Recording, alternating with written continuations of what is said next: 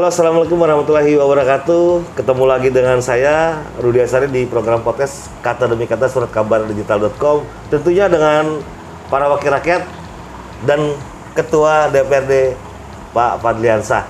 Pak Fadli,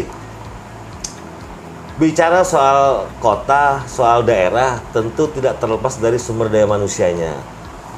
Yang paling mendasar itu adalah soal anak-anak kita yang mendapatkan pendidikan di bangku sekolah. Banjarbaru, setahu saya Ketua ya, kalau salah mungkin bisa dikoreksi. Tanggung jawab Pemko itu ada di level paling dasar SMP, TK ataupun PAUD ya, kemudian SMP, kemudian SMA atau SMK itu menjadi kewenangan provinsi.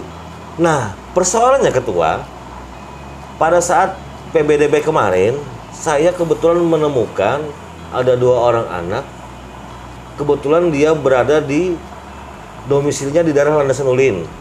Nah, saat ini kondisi SMA 5 yang baru di Banjarbaru ini kan minim informasi untuk masyarakat. Termasuk sudah seberapa siap sekolahnya, seberapa kuota yang didapatkan, di mana tempat pendaftaran. Faktanya saya menemukan Ketua, ada 2 orang siswa, anak siswa perempuan dan siswi, itu kebingungan mau pendaftar di mana, tempat pendaftarnya di mana, sampai yang saya cuma bisa bantu cuma mengantarkan saya antarkan ke SMA 3 Banjarbaru di dekat kantor gubernuran sana. Ketua, apa yang ingin Anda sampaikan Ketua? Persoalan ini cukup menjadikan Ketua. Jangan sampai anak-anak Banjarbaru tidak dapat sekolah, melanjutkan sekolah SMA atau SMK gara-gara minimnya informasi atau ketidaksiapan. Ada ini Anda sampaikan nggak Ketua? Ya, pertama saya juga terkait zonasi sistem PPDB ini. Zonasi ini memang kalau saya amati dan saya melihat ya, itu memang banyak. Pertama ketika tahuan informasi, yang kedua memang sistem ini kurang siap untuk dilaksanakan Di daerah kita ya? di daerah kita, khususnya di Banjarbaru. Iya. Kenapa? Karena banyak saya temukan siswa-siswa yang sudah tamat SMP ini mau sekolah sesuai zonasi tapi malah ditolak. Iya. Tolak kiri kanan semuanya ditolak. Nah, terus sekolahnya di mana Ketua? Kan bingung gitu dia ya? bingung, timbul sekolah yang tidak sesuai malah masuk, sesuai zonasi malah tidak masuk. Jadi kan ini kan problem. Makanya saya harapkan memang sistem zonasi ini ada sebelum pendaftaran itu ada informasi yang jelas dan juga akurasi jarak dan tempat itu bisa segera ini Terselesaikan ya, terselesaikan. dirampungkan ya.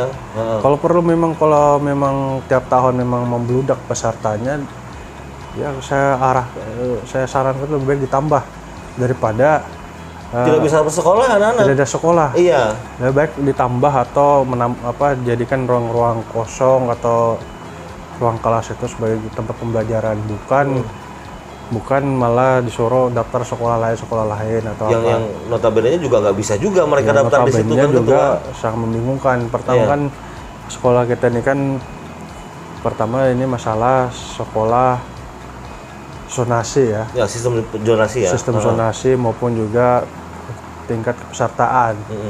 Ini juga kalau zonasi memang banyak kurang yang tahu informasi dan juga sangat membingungkan bagi masyarakat. Bagi masyarakat. Yang kedua juga saya melihat ini dengan tingkat ke sekolah. Ini ada juga sekolah yang khususnya SMA ini, kalau saya lihat ini hampir semua full ya. Iya, kotanya hampir semua full Ketua. Hampir semua full. Ya, Bukan nasib hanya yang kebagian gimana sekolahnya kan iya, Ketua? betul.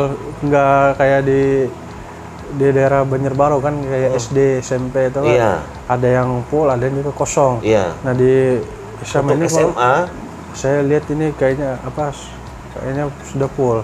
Memang perlu ada tinjauan kembali untuk kebijakan malah tidak ya untuk penambahan rombel ruang belajar bagi para siswa ya. Khususnya SMA ya. Khususnya SMA. Dan juga ada SMA yang baru dibangun, tepatnya di Landasan Ulin itu Ketua, SMA 5 Banjarbaru. SMA 5. Nah, itu gimana Ketua? Saya ketemu juga anak-anak yang mau daftar di SMA 5, susahnya minta ampun Ketua. Gimana Ketua? Saya pertama SMA 5 ini, saya melihat ini memang sekolahnya baru kan. Dan juga para peserta didik juga di daerah Landasan Ulin. Ini masih kekurangan kelas.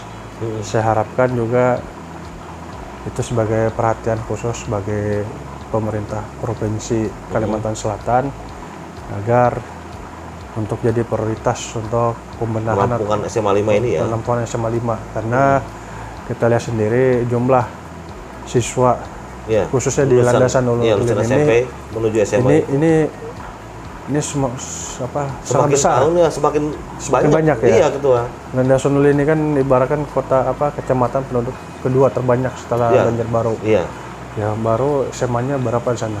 Ya, sekarang kan sudah ada SMA Masih- 1, 2, 3, 4 dan 5. Nah, 5 ini yang sampai sekarang belum rampung-rampung. Iya. Dan kejadian juga Ketua, anak-anak kok bingung mau daftar sekolah di mana. Iya, Masa kita biarkan anak-anak jadi pengangguran kan Ketua? Ya saya harapkan ini menjadi atensi pemerintah provinsi. Saya sebagai wakil masyarakat Landasan Ulin Iya.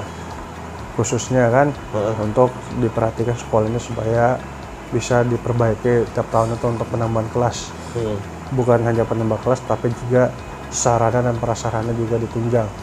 Kayak misalnya laboratorium maupun juga lapangan yang sediakan. Ini kenapa saya bilang begini karena di Landasan Ulin memang penduduknya banyak dan Padat juga juga. kebutuhan sarana sekolah juga semakin tinggi tiap tahun. Jadi saya harapkan ini sekolah negeri ini bisa cepat Ya, dirampungkan selesaikan lah. dilanjutkan Iya, pembangunannya pembangunannya. dan juga bisa menampung lah murid-murid yang ada di Landasan Ulin. Nah, kan Ketua, kadang mohon maaf, nasib mereka ini ketika harus anak-anak SMP kan mau daftar ke SMA, transisi usia yang mungkin mereka belum tahu banyak soal harus mendatangi siapa, harus mencari informasi kemana mendaftar, kebingungan.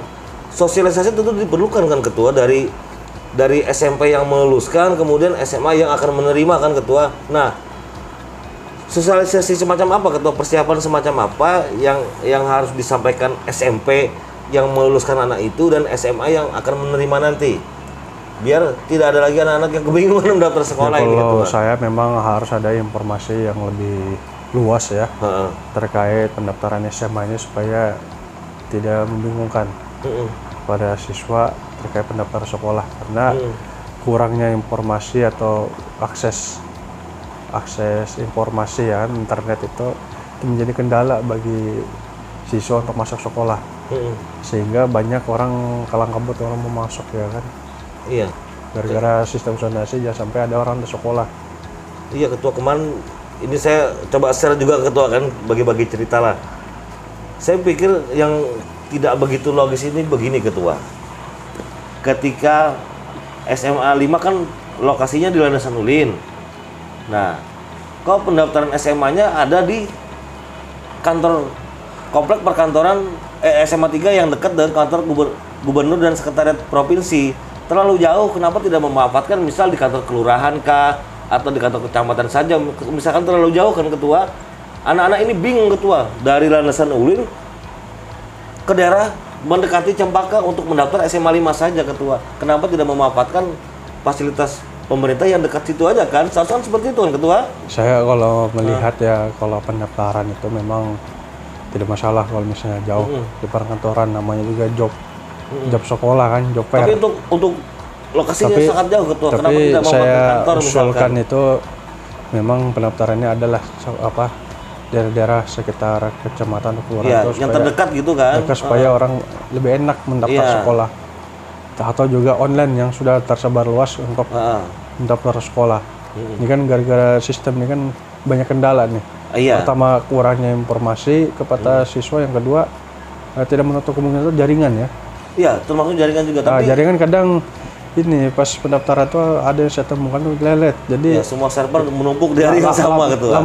lambat itu kan masuknya kan. Jadi itu juga harus jadi problem lah kepada setiap peserta didik yang akan datang ini supaya tidak terjadi kedatang. Nah Ketua, ada nggak yang ingin disampaikan kepada pemerintah agar kejadian seperti ini tidak terjadi lagi di tahun ajaran berikutnya atau PBDB tahun berikutnya Ketua? Ya saya harapkan memang kalau kejadian ini ada yang sekolah yang menumpuk ya kan, ada yang sekolah yang tidak ada siswanya itu agar jadi atensi lah pemerintah supaya bisa mentransferkan sekolah-sekolah yang supaya rata ya kan.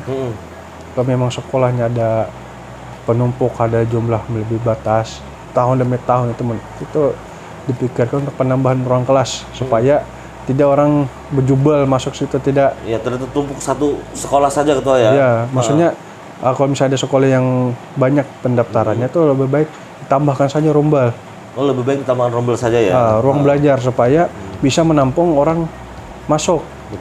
Dan juga ada yang sekolah yang katakanlah yang minim infrastruktur karena baru dan juga sistem itu takutnya lebih baik diperbaiki lah. Karena khusus di Landas Sunda ini memang pembangunan SMA 5 ya itu perlu jadi atensi lah supaya kenapa? Karena peminat di kebutuhan itu sudah sangat mendesak lah di Landasan Ulin untuk segera ditambahkan ruang kelas maupun sarana dan prasarana untuk ditambah. Nah, ketua, ada yang ingin ketua sampaikan nggak, ketua, ke orang tua ketika melihat anak-anaknya kebingungan kejadian seperti yang barusan kemarin itu mendaftar sekolah di online tidak masuk zonasi, kemudian mencoba daftar manual, minim informasi. Ada yang ingin Anda sampaikan kepada para wali murid ataupun orang tua yang ingin menyekolahkan anaknya di kemudian hari agar tidak kejadian seperti itu lagi, ketua? Saya rasa tidak ada lah. Soalnya kan sekarang kan memang gara-gara sistem ya yang menjadi terkendala orang. Jadi itu sistem saja perlu yang harus diperbaiki, dan juga pengetahuan tentang zonasi itu harus dapat info sejauh-jauh mungkin sebelum itu pendaftaran. Berarti orang tua juga harus mencari informasi ya? Iya, betul.